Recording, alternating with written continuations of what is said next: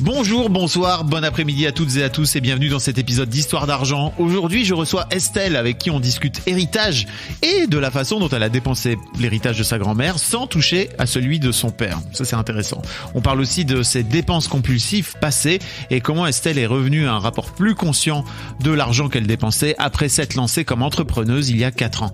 Et last but not least, et ça je sais pas comment le dire en néerlandais, Estelle vit aux Pays-Bas et elle nous expliquera comment le rapport à l'argent des Néerlandais, très différent de celui des Français, l'a également aidé à se décomplexer sur le sujet. Un grand merci à Estelle et je vous souhaite une belle écoute en notre compagnie. Exécuté par qui? Fabrice Florent. Bonsoir, bonjour, bon après-midi à toutes et à tous et bienvenue dans ce nouvel épisode d'Histoire d'argent. Chaque mardi et chaque vendredi à partir de 6h du matin, on discute avec mes invités de leur rapport à l'argent. Comment le perçoivent-ils? Comment ils le gagnent?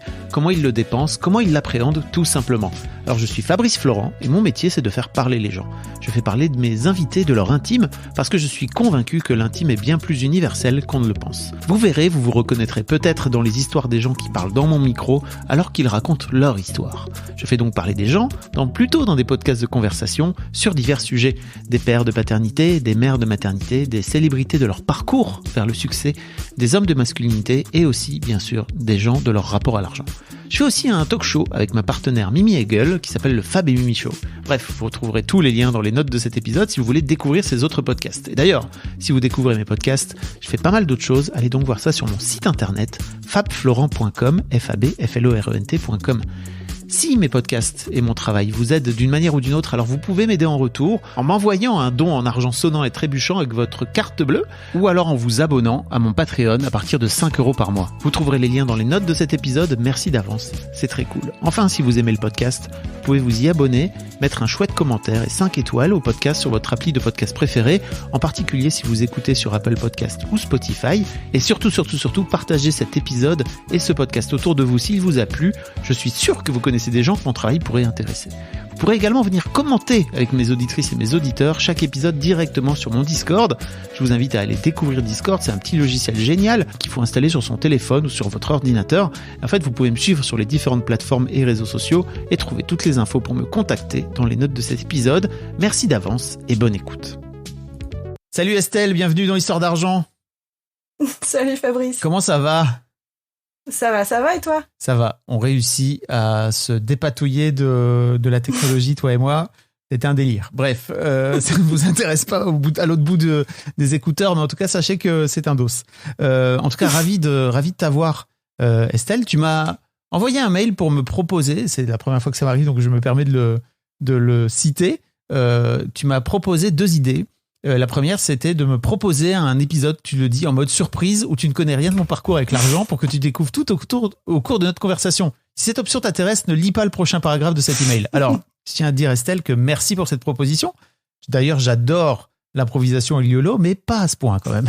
Donc, j'ai suivi ta deuxième idée qui est plutôt de faire un épisode super combo sur mon rapport à l'argent, où on va parler, si je ne me trompe pas, à la fois d'histoire d'héritage te concernant, oui, d'achat compulsif et aussi de ta vie d'expatrié puisque tu vis aux Pays-Bas depuis 12 ans. Oui. Voilà. On va parler de tout ça. Enfin, on va essayer parce que j'ai conscience que c'est 1 heure. Hein. Ouais, mais on a le temps. T'inquiète. Ouais, on a le temps. Très bien. Estelle, est-ce que tu pourrais m'expliquer un petit peu ce que tu fais dans la vie? Déjà, tu es entrepreneuse puisque tu racontes que ça a eu un vrai impact sur ton rapport à l'argent, de fait de passer entrepreneuse. Oui. Ou entrepreneureux, en fait, je ne sais pas comment tu dis d'ailleurs. Mais je dis les deux, mais j'aime bien entrepreneureux. Ok. Donc, je suis entrepreneureux. Entrepreneureux.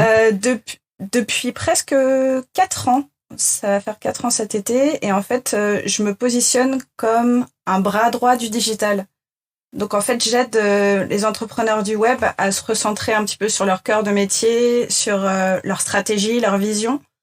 Et moi, je viens un peu comme un bras droit opérationnel, quoi. Okay. Un peu le Robin du Batman. Waouh. Ouais. Tout un programme. Des fois, quand je dis ça, en général, ça fait « Ah ouais, d'accord !»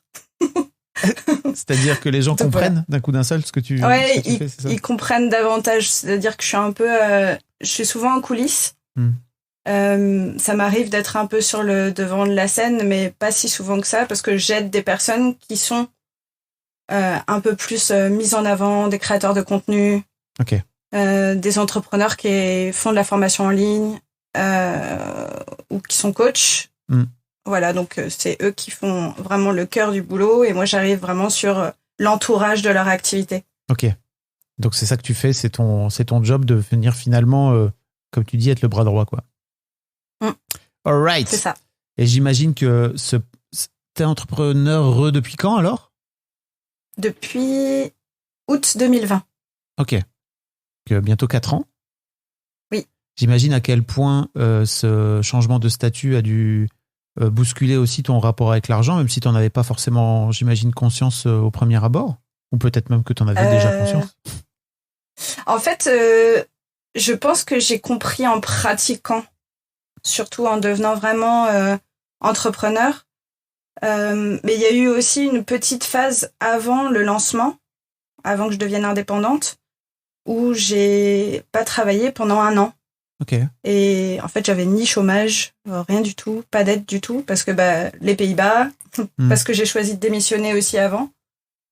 Et du coup, le rapport à l'argent, je l'ai aussi un peu, un peu mieux cerné grâce à cette phase d'inactivité. Et on va pouvoir connecter à l'une des thématiques de mon email. C'est l'un des héritages qui m'a permis de ne pas travailler pendant 1 an. Ok. Et t'étais super à l'aise. Voilà. Et t'étais super à l'aise avec le fait de ne pas travailler pendant cette année parce que t'avais cet argent-là qui te permettait de pouvoir payer tes factures ? Oui, j'étais à l'aise. Enfin, j'étais à l'aise, mais j'avais vraiment en tête une somme d'argent, donc 20 000 euros, pour justement ne rien faire pendant 1 an, réfléchir à la prochaine étape professionnelle, réfléchir à ce que je voulais. Et en fait, quand je voyais cette réserve de 20 000 euros que j'avais en tête au départ se vider progressivement, là, la sérénité commençait à partir.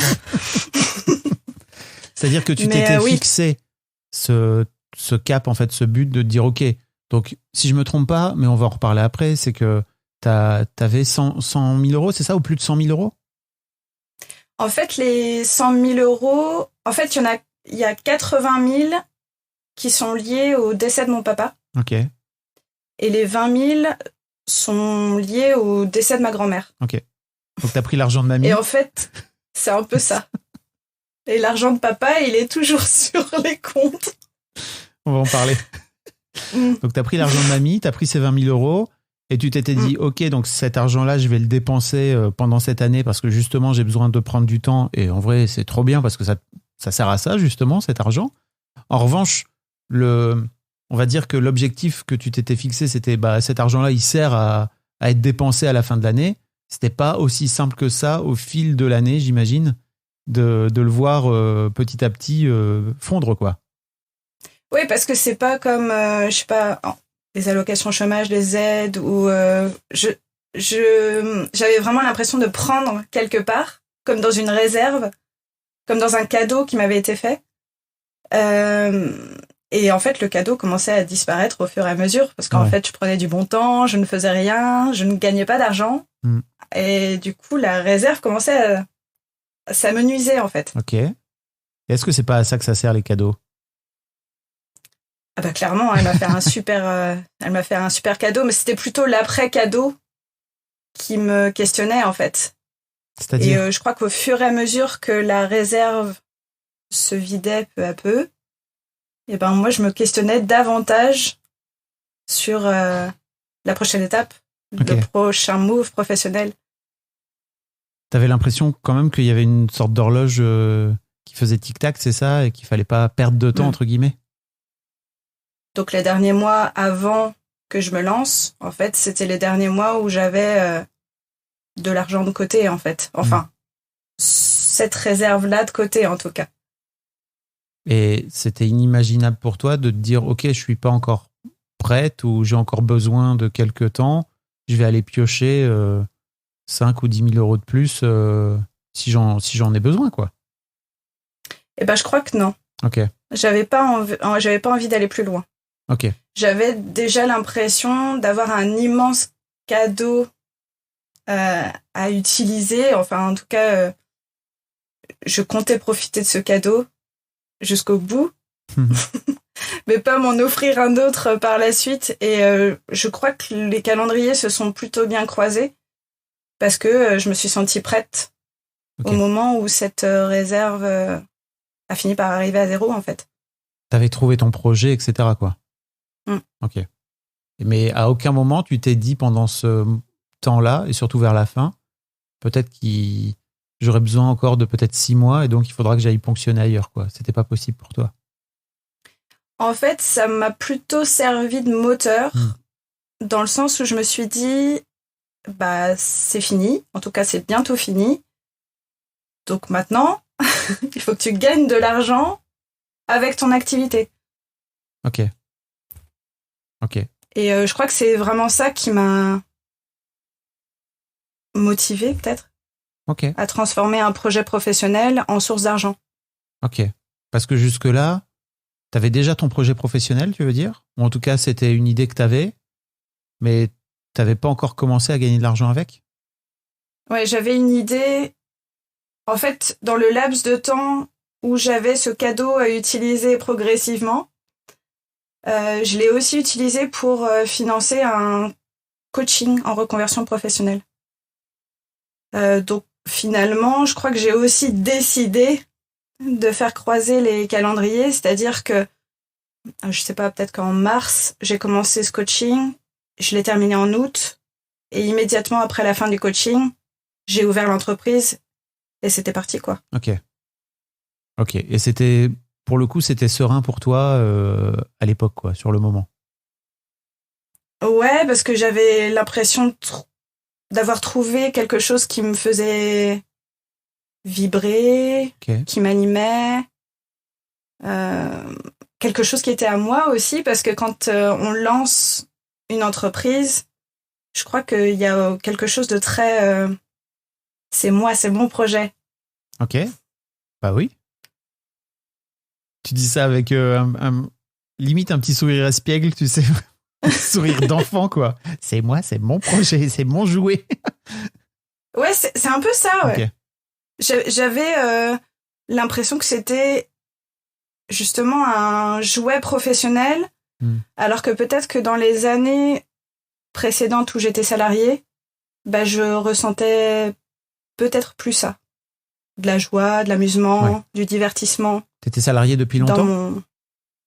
Bah, j'ai commencé à travailler en 2008, je crois. Donc ça faisait 12 ans. Enfin, 11 ans, puisque j'ai pris une année de pause. Ok. Donc, pour resituer un petit peu, dans cet épisode, on va parler de tes histoires d'héritage. On a légèrement parlé là. Tu voulais aussi parler de tes achats compulsifs. Est-ce que tu peux expliquer en quelques minutes ce dont tu veux qu'on cause?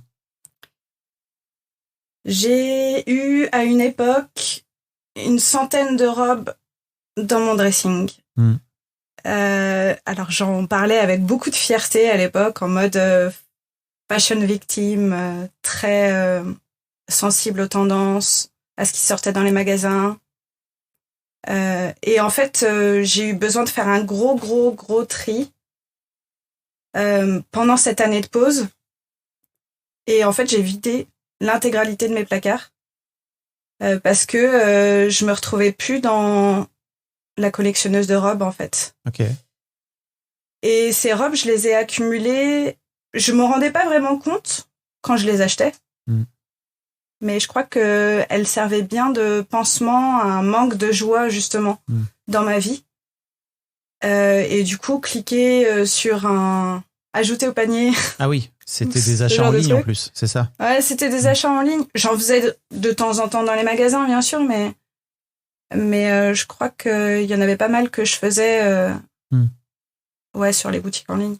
Oui, parce que j'allais dire, c'est pas... en fait déconnant si c'est vraiment ton énorme kiff de collectionner les robes, quoi, tu vois. Mais si effectivement ça vient, comme tu dis, peut-être combler un vide, là pour le coup, effectivement, ça nécessite de le questionner un peu, quoi. Ouais, je l'ai vraiment questionné et je pense vraiment que la joie que je ressentais était très courte. Et la joie que j'ai eue à dire j'ai 100 robes dans mon dressing, elle a fini par disparaître très vite aussi. C'était une histoire qui devenait plus drôle en fait. Ouais. Est-ce que ça finissait par te créer de la honte ?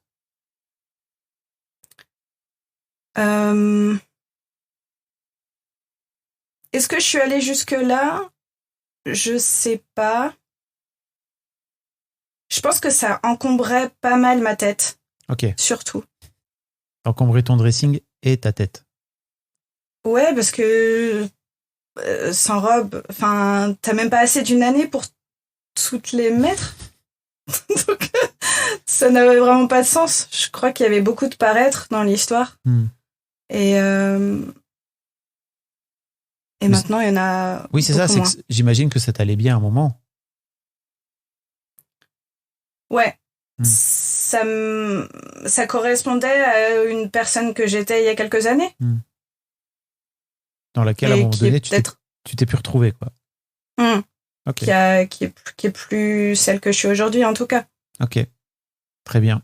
Et le troisième point dont tu voulais parler, c'est le rapport à l'argent, si j'ai bien compris, comme tu dis, très frontal des Néerlandais, qui t'a aidé à en parler de façon plus directe, en fait. Et tu dis, et notamment en l'appelant argent et non flou, thune ou là.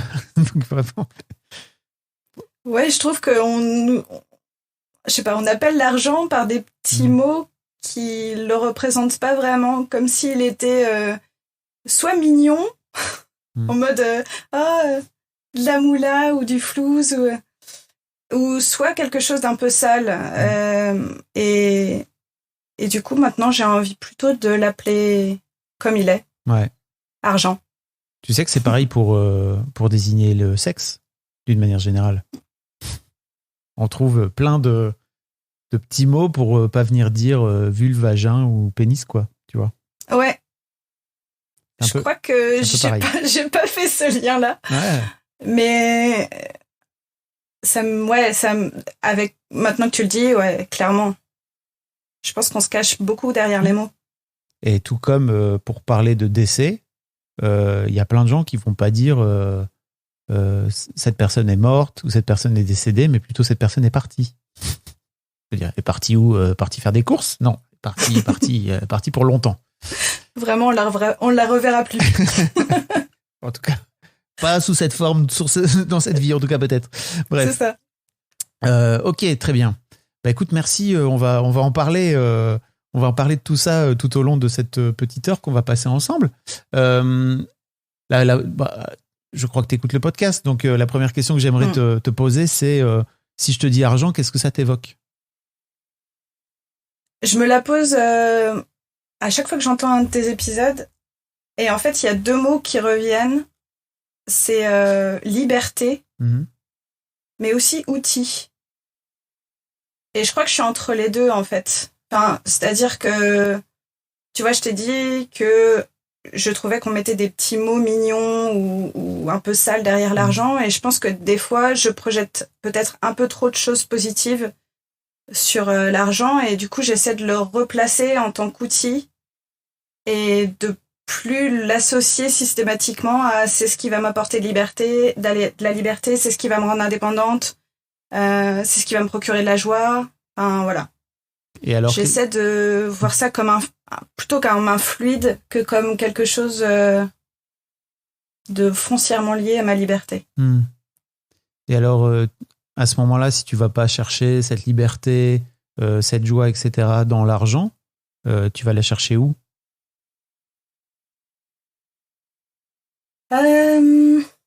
Dans mes choix, j'ai l'impression que c'est plutôt quelque chose qui est très lié à moi, à mon état psychologique. Donc je pense qu'il y a pas mal de confiance en soi, d'estime de soi, Ouais, c'est bien, hein. Franchement, bien joué. Hein. Parce qu'effectivement, ta liberté, ta joie, elle n'est pas dans tes robes ou elle n'est pas dans tes... ou feu tes robes en tout cas, ou sur ton compte en banque. Elle est avant tout en toi, quoi. Tu vois, il y a que toi qui peut t'apporter tout ça parce que bah, j'imagine, on va en parler après, mais j'imagine que ces 80 000 euros qui te restent, ça a l'air d'être plus compliqué que d'être de la joie en tout cas. Ouais. C'est un gros dos. C'est un gros dos celui-là. Ok, c'est cool. Bah bravo en fait, tu vois, de remettre l'argent pour ce qu'il est, comme tu dis, qui est juste finalement un outil de transaction, quoi. J'y suis pas complètement. Ouais, mais le simple fait d'en avoir conscience, c'est déjà trop bien, quoi. Et d'avoir conscience qu'il faut le remettre à sa bonne place, comme tu dis, c'est cool, hein. tu sais, grâce un peu à qui ce cheminement, il peut, non, je vois pas. il peut avoir lieu. Je vois pas du tout. Je vois pas de quoi tu parles. En tout cas, c'est cool si le podcast t'a permis de pouvoir prendre conscience de ça, c'est chouette. Est-ce que tu peux me raconter un de tes souvenirs marquants ou un de tes premiers souvenirs d'enfance en rapport avec l'argent? Je crois que le premier, il est assez classique. C'est moi allant avec ma maman au marché en région parisienne et on passe devant une boulangerie, elle me donne quelques pièces et elle me dit « Tiens, va aller chercher des bonbons avec la monnaie qui me reste dans mon porte-monnaie. » Mais il y en a un qui me revient un petit peu plus. Peut-être que c'est un peu plus dans l'adolescence, je dirais. En fait, mes parents avaient créé un compte. Je crois que c'est assez classique quand on est parent. Enfin, j'ai pas d'enfants, donc mais créer un compte pour ses enfants et mettre un petit peu d'argent de poche chaque mois pour qu'ils puissent financer des projets quand ils sont adultes, quand ils deviennent le permis, le premier appart, etc. Et en fait, ils avaient fait ça pour moi. Je crois qu'à l'époque, ils mettaient 100 francs par mois, mais je me souviens plus très bien. Et je crois qu'à un moment donné, ils ont dû prendre dans ce compte en banque qu'ils avaient créé pour moi parce qu'ils avaient quelques difficultés financières. En me le disant, hein. Donc, c'était pas caché. Ok. T'avais quel âge? Je pense que j'étais toute jeune ado, donc je dirais 12-13 ans. Ok. Tu te souviens comment tu l'as vécu? Je crois, en fait, je m'en souviens déjà, donc ça, c'est sans doute beaucoup plus marquant que ce que je croyais à l'époque. Ouais, je crois qu'il y avait un petit peu de... c'était un peu mon argent quand même. Pourquoi vous faites ça? Ça a pas créé mais je crois que... Oui, voilà, j'allais dire, ça a pas créé des peurs aussi chez toi de... Ah ouais, donc vous êtes en difficulté financière, parce que souvent les parents, même s'ils te l'ont dit comme ça, tu vois, c'est pas... En fait, ils peuvent parfois donner que une partie des raisons ou une partie de l'explication. Et il y a plein de non-dits. Est-ce que ça a été ton cas? Alors, je pense que les difficultés financières, je les sentais plus qu'elles étaient dites. Exemple, ma maman faisait ses courses plutôt chez Lidl que chez Leclerc. Quand on allait faire des courses pour m'acheter des vêtements, c'était plutôt Vêt-à-faire que, je sais pas, Camaïeu ou même Naf Naf. Donc je sentais qu'il y avait un regard particulier sur les dépenses. Ça me l'a fait peut-être davantage réaliser. Ce côté, bah tiens, on va prendre dans le compte épargne qu'on a créé pour toi. Et je crois que peut-être que avec le recul, je vais le dire comme je le pense, j'aurais bien aimé qu'ils me demandent plus que qu'ils me disent. Mais je crois que j'avais pas forcément conscience que cet argent, il était déjà à moi. Et je pense qu'indirectement, ils avaient peut-être pas conscience que il était déjà à moi, en fait. Parce que c'était eux qui avaient alimenté ce compte épargne tous les mois.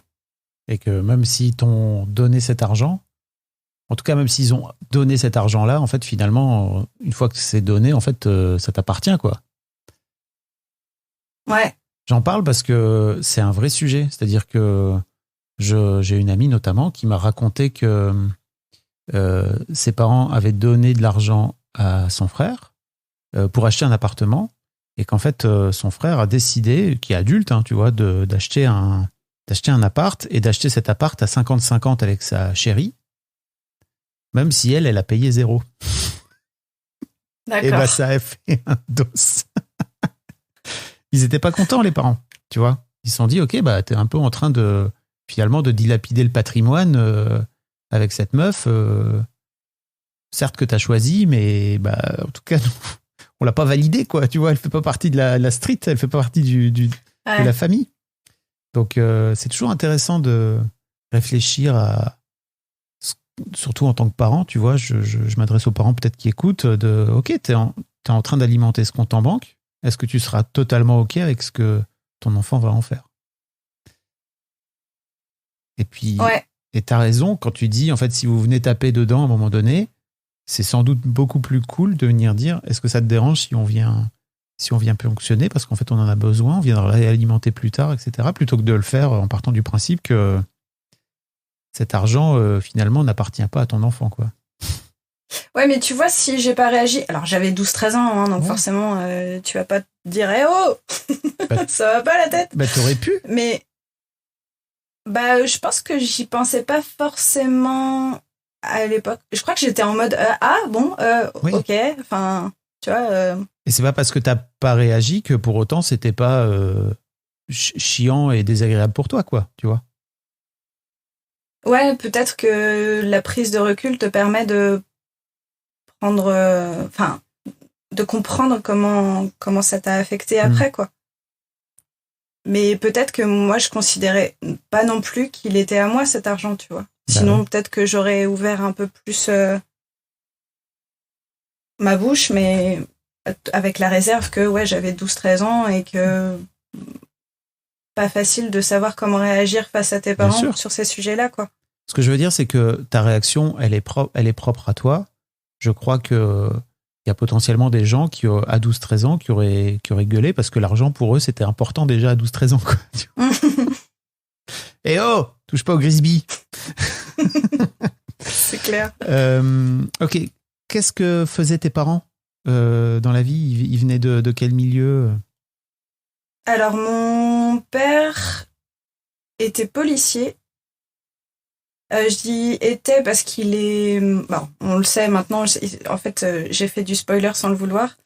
Il est mort en 2000 et ma maman était...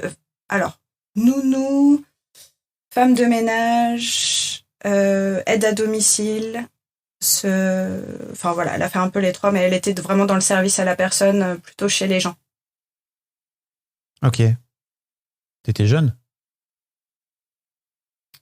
Je me souviens d'elle en nounou avec des enfants à la maison. Je te parlais à la mort de ton père. Ah ouais, j'avais 15 ans et demi. Donc j'étais une ado, pleine ado. Ok. Et donc ton père, en mourant, t'a laissé 80 000 euros d'héritage, c'est ça? Alors c'est plus compliqué que ça.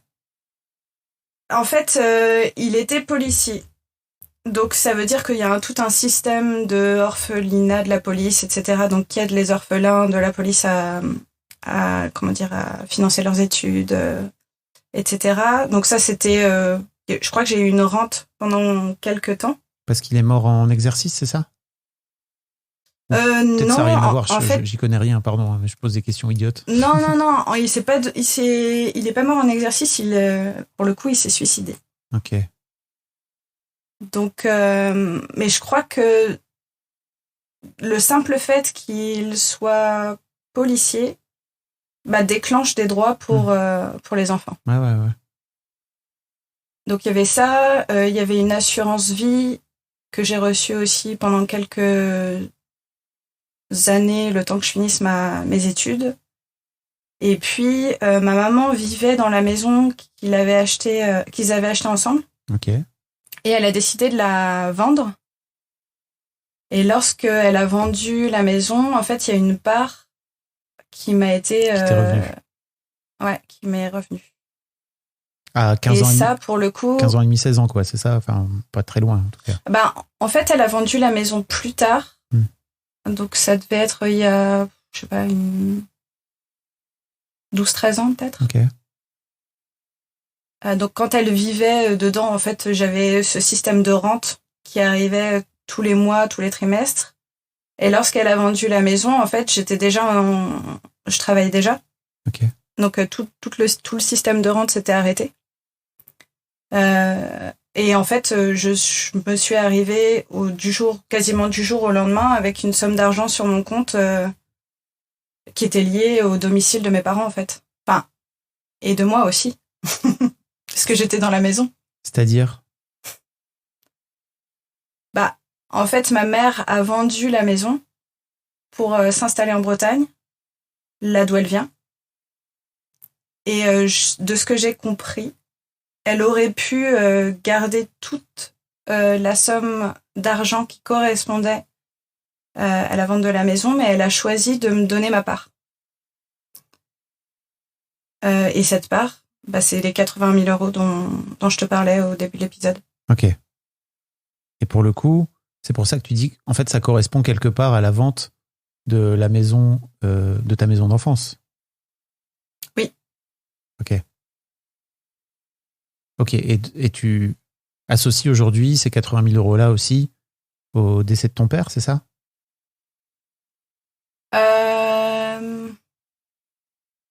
Oui, je pense.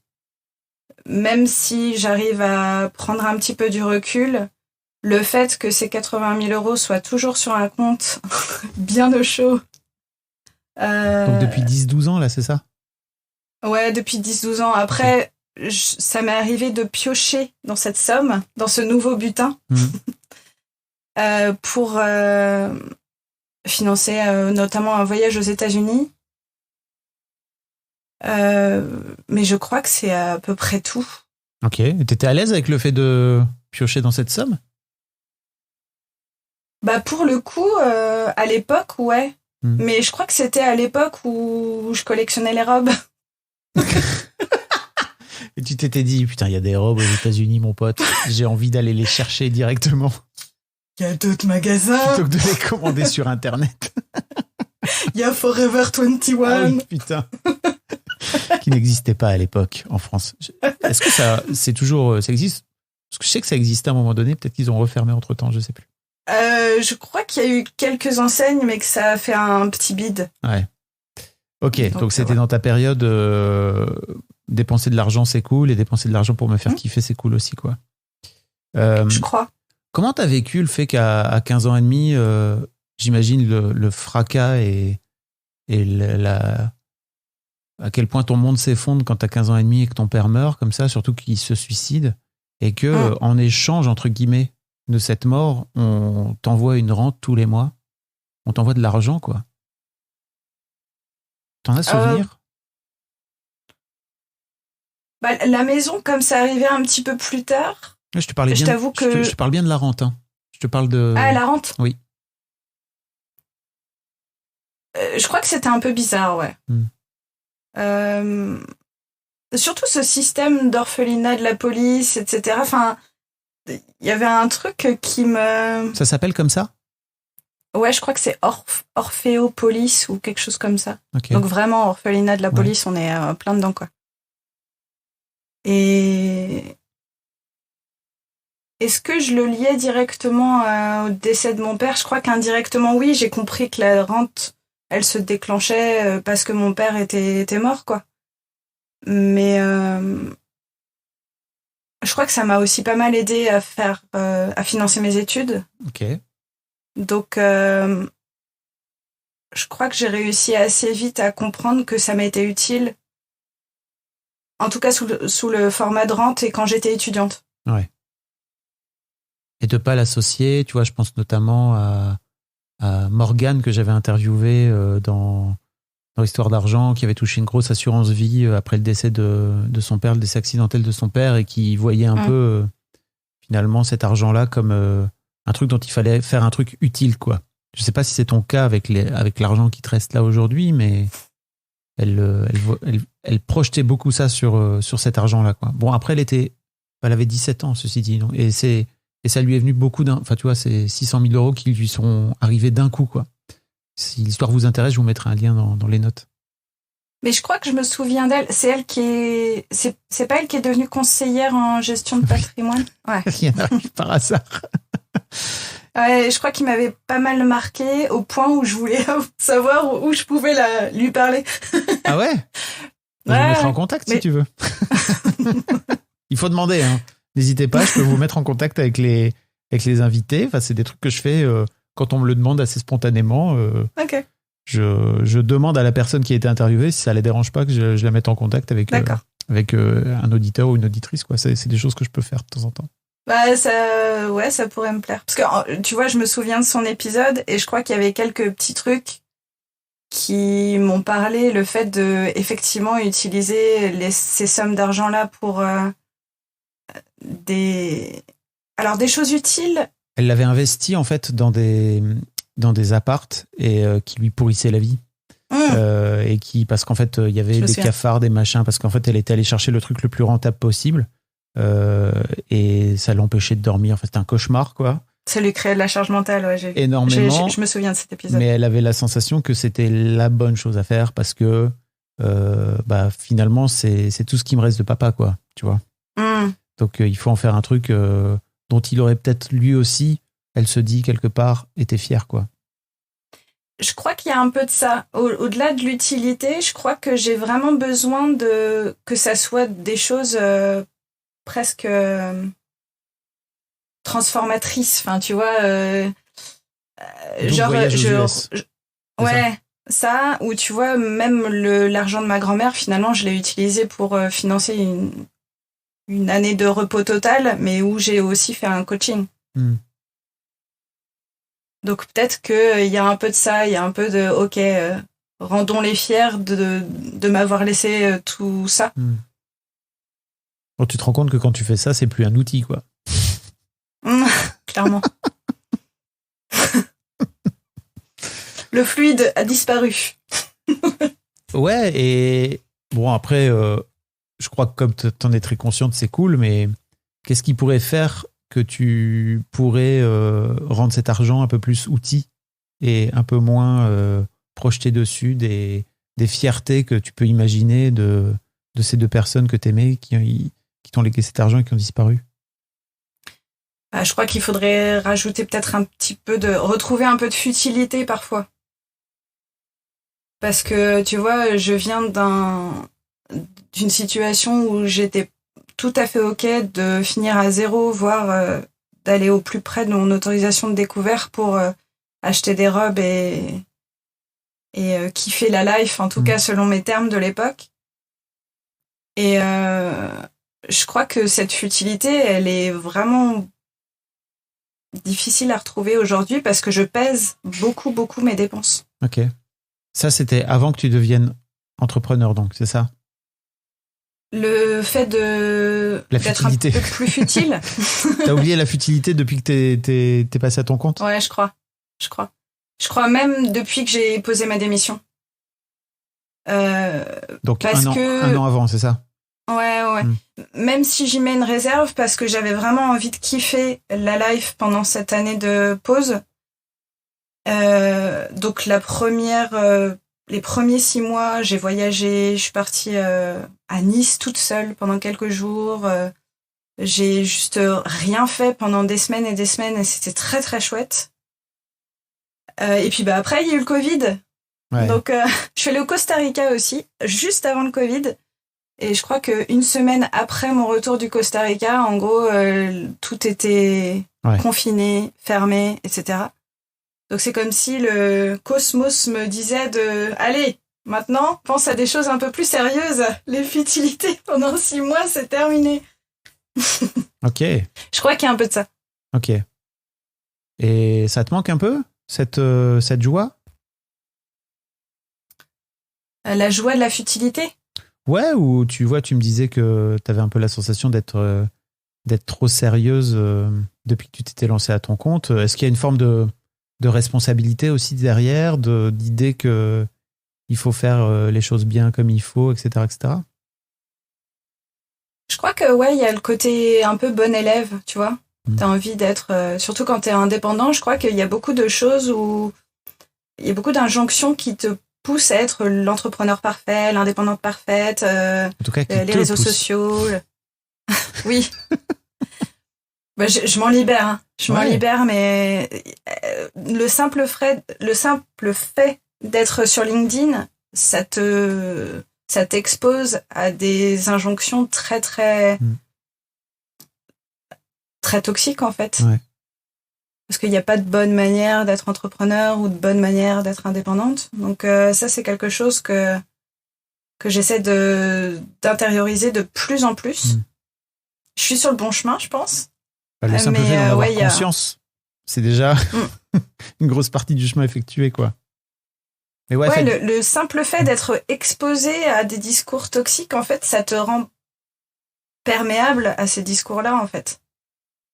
J'ai vraiment envie de dire aux gens, faites gaffe à ce qui se raconte sur LinkedIn, parce que pour moi, c'est vraiment l'Instagram de 2012-2014, tu vois, où il y avait énormément de meufs qui étaient en mode fit girl, qu'on voit beaucoup moins aujourd'hui. On en voit encore quelques-unes, mais tu as la sensation vraiment que les meufs qui mettent ça en ligne aujourd'hui, c'est vraiment leur passion et qu'elles kiffent, quoi, tu vois. Là où avant, c'était plutôt une vraie trend et qu'en gros, fallait faire ça et fallait mettre en scène ta vie. Faites gaffe. Et surtout, comparaison n'est pas raison. Hein. Comparaison est poison, même, il paraît. Parce que c'est là où je voulais en venir. C'est-à-dire que, pour moi, l'un des avantages, en fait, d'être entrepreneur, c'est de réussir à faire en sorte de faire calquer ton projet de vie avec ton projet professionnel.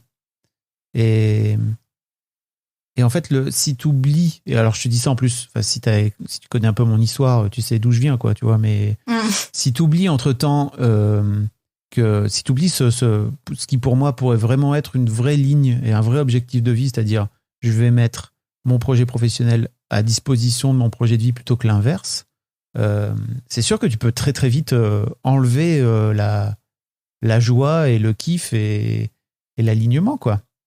Ouais, clairement. Et t'as l'impression que t'es tombé là-dedans, c'est-à-dire que l'objectif pour toi aujourd'hui, c'est plutôt de tout bien faire comme il faut, plutôt que de réécouter toi ce dont t'as besoin. Et peut-être, on va revenir à l'argent, mais peut-être aussi de venir recalquer ton rapport à l'argent par rapport à ça. J'ai plus le sentiment d'être aussi sensible justement à la version parfaite de l'entrepreneur.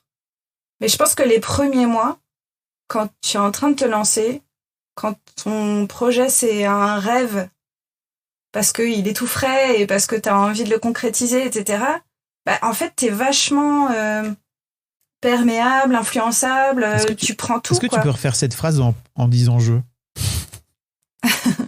Je l'étais. Voilà. Je l'étais. Mais c'est hyper important, je trouve, de dire je à ce moment-là. Ouais, je l'étais vraiment. Parce que on te disait de publier tous les jours sur LinkedIn, on te disait d'être Instagram, d'avoir une newsletter, d'avoir un podcast, un blog, de prospecter en plus à côté de ça, de travailler 50 heures par semaine. Et moi, en fait, je me suis lancée pour kiffer ma vie, en fait. Donc, je me retrouvais pas du tout dans ces discours-là, mais ils étaient quand même tentants, tu vois. T'étais un petit peu charmée par la voix de la sirène, quoi, tu vois. Qu'est-ce qui est tentant à ce moment-là pour toi?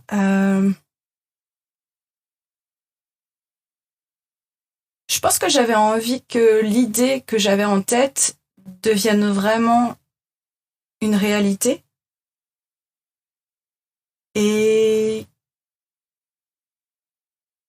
je pense que je m'inspirais des personnes qui avaient suivi ce chemin-là, en fait, qui avaient réussi à concrétiser une idée en projet concret, en activités qui leur permettent de gagner de l'argent. Et t'as tout de suite envie de faire un peu comme eux. Et c'était En pas tout le cas, au cas. départ. C'était pas le cas. Ton projet ne te rapportait pas d'argent? Les premiers mois, non. Ok. Les premiers mois, en fait, tu crées tout. Donc, c'est un peu les débuts, tu tâtonnes, t'essaies des trucs, ça marche pas. T'en essaies d'autres, ça marche un peu. Ah, mais il y a ça aussi à faire. Et du coup, finalement, tu n'es pas centré du tout sur ce qui fonctionne pour toi. Et puis, je pense que quand tu lances une entreprise, ça ne marche pas forcément tout de suite. Tu ne gagnes pas forcément d'argent tout de suite avec. Donc, ouais, il y a eu 7 mois où je me suis pas payée. Et au bout du 8e, tada! Donc, ouais, il y a eu ces moments où je ne gagnais pas d'argent avec mon activité. Et j'ai l'impression que c'est probablement les mois où j'étais la plus influençable. Parce que tu n'as pas de clients, donc tu passes énormément de temps sur un peu tout ce qui traîne. Et puis finalement, comment trouver ta place dans tout ça, c'était un peu compliqué, quoi. Voilà. Je pense que c'est un peu comme ça que ça a fonctionné, en tout cas les premiers mois. Et dès que j'ai commencé à gagner de l'argent avec mon activité, je me suis dit, j'arrête plus jamais. c'est comme ça que je dois vivre ma vie. Ok. Et aujourd'hui, quand tu dis que, comment dire, cette comparaison qui a l'air d'avoir été assez présente à un moment donné, l'est un peu moins, comment tu as réussi à faire changer ça avec le temps?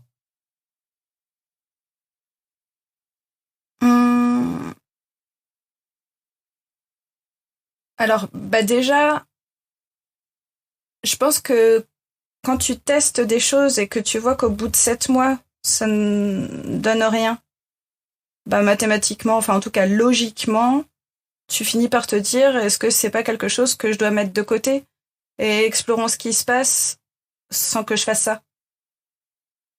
Donc ça, il y avait un peu de ça. J'ai croisé des entrepreneurs sur les réseaux sociaux qui étaient moins toxiques, qui m'ont aussi fait comprendre que je pouvais entreprendre un peu selon mes codes, mes règles, avec mes envies, ma personnalité, le rythme que j'avais envie d'avoir. Parce que, en fait, en sortant du salariat, je me suis fait une promesse, je ne travaillerai plus jamais autant que quand j'étais salariée. Et j'ai tenu cette promesse et moi, vraiment, mon objectif, c'est de réduire mon temps de travail au maximum, justement pour avoir beaucoup, beaucoup de place pour faire plein de choses. Ok. Et ça veut dire aussi gagner moins d'argent de ce fait? Ou tu t'es dit, non, je veux garder le même niveau de vie, le même niveau d'argent? Ça, c'est un truc sur lequel je suis encore en train de réfléchir. Parce qu'en fait, aujourd'hui, je gagne à peu près, les mêmes revenus que quand j'étais salariée. Okay. Sur mon dernier travail. Bravo. Ouais, cool, hein. Bah ouais, j'imagine que tu travailles moins. Je travaille beaucoup moins. Ouais. En fait, les premières années, je voulais travailler 30 heures par semaine à peu près. Donc ça représentait 5 jours de travail à 6 heures, c'était parfait pour moi. Et au fur et à mesure, en fait, le travail que j'ai fait, tu sais, au début où je te disais qu'il y avait certaines techniques que j'avais fini par abandonner parce que je voyais que ça n'avait pas de résultat, que ça me correspondait pas, je le fais de manière quasi systématique. Et ça me permet de gagner du temps progressivement chaque année. Alors, j'ai pas envie de vendre du rêve, je suis passée de 30 heures à 25 heures de travail par semaine. Et puis, depuis quelques mois, j'essaie de travailler seulement 4 jours par semaine. Bravo. Et ça fait environ 20 heures de travail, tu vois. Mais donc, tu veux dire que t'élagues au fur et à mesure tous les trucs que t'as l'impression qui ne marchent pas ou qui ne servent pas forcément à grand-chose pour aller le plus possible à l'efficace, tout en conservant en fait ton niveau de facturation et ton chiffre d'affaires à la fin de l'année, quoi. Ouais. Ça, c'est un truc qui est hyper important pour moi depuis les débuts. Et en fait, maintenant, je suis arrivée au même niveau de salaire enfin, même niveau de revenu Ouais. par rapport à quand j'étais salariée. Et ça crée un petit déclic chez moi, c'est-à-dire, ok, maintenant, comment je peux faire ça, mais tout en gagnant un petit peu plus d'argent. Ok. Plus d'argent que quand j'étais salariée. J'essaie de déconnecter un petit peu le nombre d'heures de travail et le revenu. Ok. Comment tu fais ça? J'essaie de creuser déjà tout l'aspect tarification. C'est-à-dire que j'hésite jamais à réévaluer, mes tarifs. Oui, tes tarifs. Oui. Parce que je gagne de l'expérience, parce que j'ai des clients qui sont contents. Donc, voilà, je me dis, s'ils sont contents, c'est que la valeur de mes prestations augmente. Et du coup, je les évalue régulièrement. Je les réévalue régulièrement. T'as pas de problème à aller voir un client déjà existant, que tu as déjà, avec qui tu travailles déjà, et de dire, bon, bah, en fait, d'ici le mois prochain ou dans quelques mois, je vais réévaluer mes tarifs, je vais passer à tel taux horaire? Il n'y a pas de souci? J'ai plus ce souci-là. Je l'ai eu. Ok. Comment t'as fait? Parce que là, il y a vraiment plein d'oreilles qui t'écoutent. Là. Comment j'ai craqué le code? Comment on fait, Estelle, pour augmenter ses tarifs et ne plus avoir... T'avais quoi? Honte? Peur? Peur de perdre les clients. Ouais, un classique. Parce que quand tu annonces une augmentation de tarif, et t'as peur que le client te dise « Ah ouais, je vais aller voir ailleurs. » Sauf que, en fait, des fois, aller voir ailleurs, c'est pour le client, c'est un risque supplémentaire. Bien parce sûr. qu'il est habitué à une certaine qualité, à une certaine relation de travail. Et en fait, il doit recommencer à zéro avec quelqu'un d'autre. Et ça a un coût aussi. Donc, maintenant, je prends ce risque-là. Ok. C'est arrivé qu'on me dise non, je continue pas à travailler avec toi. Mais du coup, comme j'avais augmenté mes tarifs ailleurs, ça compensait. Tu vois, les clients qui acceptent de continuer à travailler avec toi alors que tu as augmenté tes tarifs avec eux, en fait, ils compensent la perte du client qui a plus envie de travailler avec toi parce que tes tarifs, ils restent trop chers pour lui. Et en plus de ça, tu travailles moins finalement, puisqu'il y a un client qui part. Est-ce que c'est venu naturellement? Non. Je pense que c'est beaucoup plus simple à mettre en place quand tu as déjà des clients et quand tu as déjà la somme d'argent sur ton compte qui te permet de faire des choses très sympas avec ton temps libre. Ok. Bravo, hein. Good job. On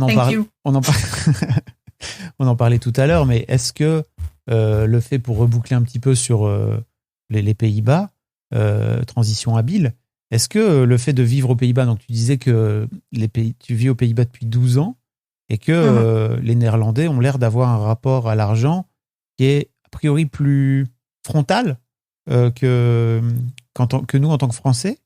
Est-ce que tu peux nous en dire un peu plus? Est-ce que ça t'a apporté? En fait, j'ai pas envie de tomber dans les clichés de la Française qui parle d'une autre culture qui n'est pas la sienne, mais fondamentalement, il y a une différence de culture. Parce que c'est deux pays qui ont des fondations très différentes. Et je crois qu'il y a une différence entre les Français et les Néerlandais. C'est que les Français ont tendance à être très diplomates, arrondir les angles, éviter les sujets sensibles, en tout cas les mettre de côté de temps en temps, parfois jusqu'à ce que ça explose. C'est-à-dire que plutôt une forme de peur du conflit, c'est ça? Ouais, c'est comme ça que je le ressens aussi parce que maintenant je vis à Amsterdam et que je vois ça un petit peu de loin. Les Néerlandais, j'ai l'impression qu'ils sont beaucoup plus directs dans leur façon de parler, dans leur façon d'exprimer leur point de vue, leurs sentiments. Surtout quand c'est des sentiments négatifs, ils n'ont pas de problème à dire qu'ils sont pas contents avec quelque chose ou qu'ils sont pas très satisfaits d'une prestation, par exemple. Donc ça, c'est super différent et ça se reflète dans la façon de parler de l'argent. Je trouve qu'il y a une facilité à parler de ça ici que j'ai pas vraiment ressenti quand je vivais en France. J'avais l'impression que l'argent, c'était un sujet tabou ou sensible. Ça Ici, l'est, j'ai hein. l'impression que c'est un statut d'outil et de monnaie d'échange, en fait. T'as un exemple à nous donner? D'un truc qui t'aurait marqué vraiment? Attends, laisse-moi réfléchir. Prends ton temps. On n'est pas aux pièces. Déjà, je pense dans les négociations de salaire, c'est peut-être beaucoup plus... Alors, moi, je me souviens de la France d'il y a 12 ans, hein, tu sais, donc la France du travail.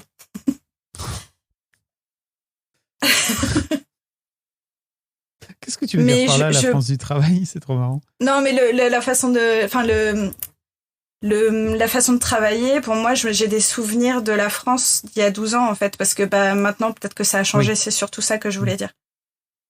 Mais ici, quand tu as envie de négocier ton salaire, je pense que c'est beaucoup plus simple de juste envoyer un message sur Slack ou même sur WhatsApp à ton manager et lui dire écoute, lundi, j'aimerais bien qu'on se prévoie un one-on-one pour discuter de ma rémunération, quoi. Oui, t'as pas besoin d'attendre mon bonus, l'entretien annuel, le genre de truc qui se passe plutôt en France, quoi, tu vois, où t'attends des sortes d'évaluation, de réévaluation, tu vois. Là, c'est... Alors, il y a quelque chose de similaire ici, un entretien d'évaluation annuel, mais je pense pas que mes collègues néerlandais attendent ce rendez-vous-là pour parler de leur salaire. Ok. D'accord. Et en quoi tu as l'impression que ça t'a matrixé un petit peu? En tout cas, ça a changé ton rapport à l'argent. Tu me disais que ça t'a aidé à en parler de façon plus directe avec ta famille, tes amis, au point où parfois, tu dis dans ton mail, j'en dis parfois un peu trop. Peut-être trop pour eux. Ouais. Mais tu vois, de dire que j'ai 100 000 euros de côté, c'est pas quelque chose qui me rend honteuse ou que je trouve problématique. J'en ai discuté avec quelques-uns de mes amis autour de moi en leur disant, voilà, j'ai ça. Je commence à me demander est-ce que c'est le meilleur mode d'épargne, le système que j'ai actuellement pour cette somme d'argent. Et je le dis assez frontalement, et ça m'arrive aussi de demander à mes amis combien ils gagnent. Tu vois ? Et personne n'implose. Non. Après, j'ai des amis aux Pays-Bas, donc ils sont un petit peu peut-être habitués à justement cette façon de parler de l'argent de façon assez frontale. Mais j'ai pas le sentiment que je leur crée une explosion cérébrale quand quand je leur demande combien ils gagnent ou quel est le salaire qu'ils ont envie d'avoir pour le prochain poste qu'ils ont envie d'avoir dans leur carrière, quoi, tu vois. Et qu'est-ce que ça crée chez les gens qui sont autour de toi en France? Tes amis, ta famille? Peut-être que j'en parle un peu moins avec mes amis français. Ok. Et encore, tu vois, je pense qu'à Noël, j'ai dû avoir une conversation avec l'une de mes meilleures amies où on a parlé de la meilleure manière d'investir notre épargne. Et j'imagine, je me souviens vaguement avoir parlé encore de ces 100 000 euros, quoi. Ok. C'est cool, hein.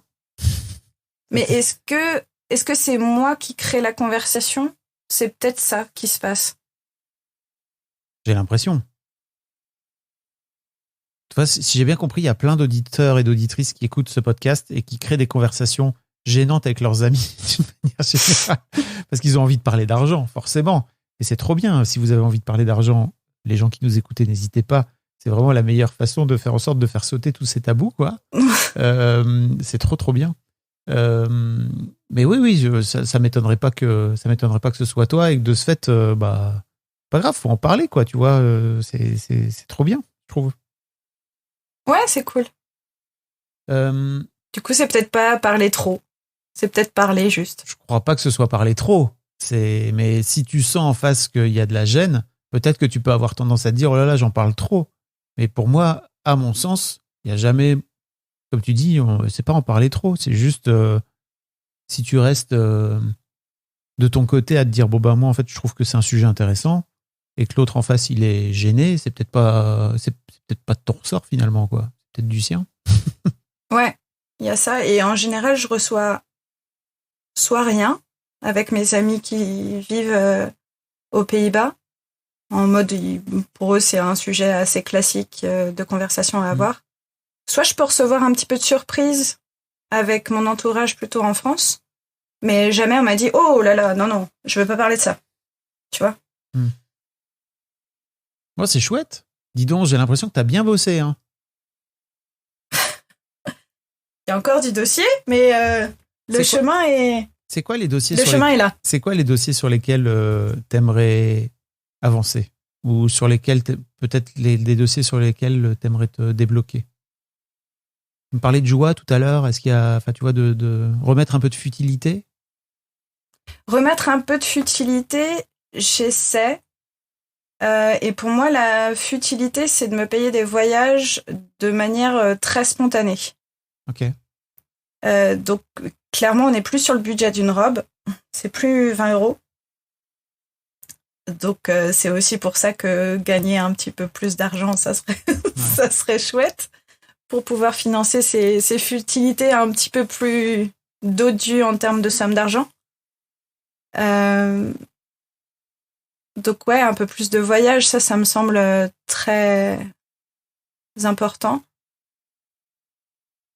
Et il n'y a pas d'autres... Mais à la J'allais te dire, tu vois, il n'y a pas d'autres choses dans ton quotidien où qui serait moins, ok, dans 6 mois, j'ai prévu d'aller faire tel voyage. Parce que ça, c'est des choses qui se planifient et comme tu dis, de façon un peu spontanée. Mais est-ce que tu partirais à l'autre bout du monde de façon spontanée aujourd'hui? Ça peut être un truc, hein, tu vois, mais c'est pas forcément, comme c'est beaucoup d'argent d'un coup. Tu vois, je me demandais, est-ce qu'il y a des plus petits trucs dans ton quotidien qui pourraient t'amener un peu plus de futilité sans pour autant y mettre de la culpabilité, etc. Et tu vois, de revenir peut-être à un truc un peu plus conscient, quoi, par rapport à avant. Dernièrement, je recommence à acheter quelques robes. Good job. Mais alors, dans des conditions qui sont un peu, comment dire, spécifiques, c'est-à-dire que je crois que j'avais mentionné un petit peu de... comment dire, genre, en fait, je pense à l'impact qu'ont mes achats. T'as mentionné une forme d'éco-anxiété, quoi, quelque part. Ouais, il y a un peu de ça. Alors, est-ce que c'est de l'éco-anxiété? En tout cas, je considère que j'ai une responsabilité vis-à-vis de l'état de la planète, voilà. Et avant, je me payais des robes sans penser du tout à ça. Donc dans des magasins fast fashion, etc. Ah, mais clairement. Ouais. Clairement, le moins cher, c'était Primark. C'était ma deuxième maison à un moment donné. Okay.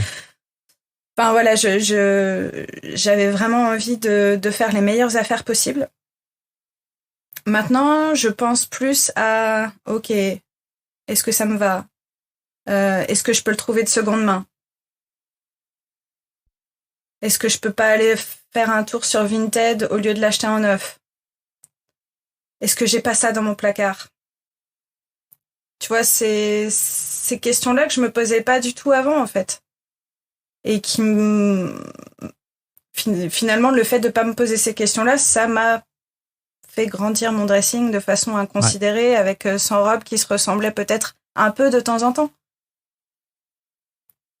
Et Donc, forcément, ouais, vraiment. ce que j'entends aussi, c'est que ça t'enlève quelque part une forme de spontanéité, quoi. Oui. Bon, voilà, il n'y a pas de jugement à faire derrière ça, mais en tout cas, c'est ce que j'entends, quoi.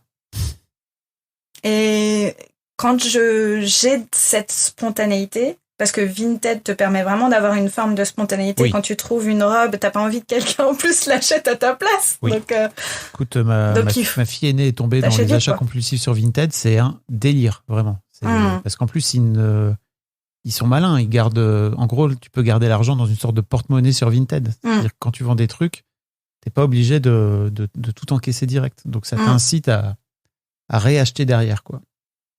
À remplacer, ouais. Ouais. Donc ouais, j'imagine que c'est pas, enfin que tu peux aussi tomber sans aucun problème dans l'achat compulsif de trucs de seconde main, quoi. Ouais. Et c'est, je pense, une crainte que j'ai. Ah, ok.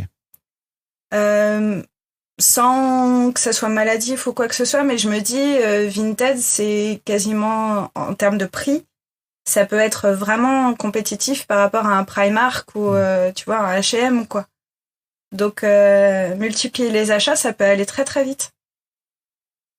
Ok. Mais maintenant, j'ai de la joie ailleurs. Donc, j'ai moins besoin d'acheter des robes et des sacs à main. Elle est où ta joie, alors ? Elle est dans mon temps libre, mais aussi dans mon travail. Dans mon travail, elle est présente parce que j'aide des personnes hyper cool qui, en général, font grandir les autres, les font réfléchir sur eux, sur l'état de la planète. Donc voilà, mon travail, j'ai l'impression qu'il a du sens. Et je m'éclate dedans, principalement grâce à ça. Ok. Cette espèce de fil rouge qui te donne l'impression que même si toi t'es le Robin du Batman ou t'es en coulisses, bah t'as un impact sur les personnes que t'accompagnes et par ricochet sur les personnes qui les accompagnent. Donc ça, c'est hyper chouette à ressentir. C'est ça. Ok. Bon, trop un bien. super effet papillon. Est-ce qu'il y a un sujet sur lequel je t'ai pas amené, Estelle, dont tu aurais aimé parler ? Pas que j'essaie de réfléchir. Non, je pense pas. Je pense qu'on a un peu parlé de tout mon super combo du rapport à l'argent. Tu vois, on a fait des transitions hyper fluides et tout, c'était incroyable. Ouais, c'était ouf. Bon, merci beaucoup en tout cas, c'était très chouette. Et puis bravo pour le taf que tu as fait, quoi. C'est trop bien. Bravo, travail en cours, mais travail déjà un peu avancé. Grave. Franchement, tu peux te faire un petit bisou sur le biceps, quoi. C'est cool. Yes. Merci Estelle. Je t'en prie, merci Fabrice. Un grand merci à vous d'avoir écouté jusqu'au bout. Pensez à rejoindre le serveur Discord pour venir commenter avec le reste de ma commu. Je vous trouverai tous les liens dans les notes de cet épisode. Et si mon travail vous plaît, je vous rappelle que vous pouvez m'offrir en échange un peu de sérénité en vous abonnant à mon Patreon ou en m'envoyant de l'argent en vous munissant de votre CB. Vous trouverez tous les liens dans les notes de cet épisode également. Bonne fin de journée et j'espère à très bientôt pour un nouvel épisode de podcast.